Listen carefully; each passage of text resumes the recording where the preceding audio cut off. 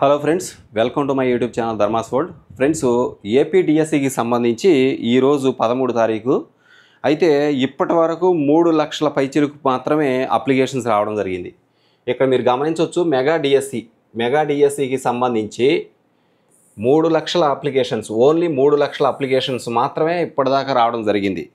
గత డిఎస్సిలో అప్లికేషన్స్ రావడం జరిగింది, కానీ ఇప్పుడు జస్ట్ 3 లక్షలే. కారణం ఏమిటి అంటే ఇక్కడ గమనించండి, మెగా డిఎస్సికి ఇప్పటి వరకు 3,03,527 దరఖాస్తులు వచ్చినట్లు పాఠశాల విద్యాశాఖ తెలిపింది. దరఖాస్తు గడువు ఈ నెల 15తో ముగియనుందని అభ్యర్థులు చివరి వరకు వేచి చూడకుండా దరఖాస్తు చేసుకోవాలని సోమవారం ఒక ప్రకటన సూచించింది.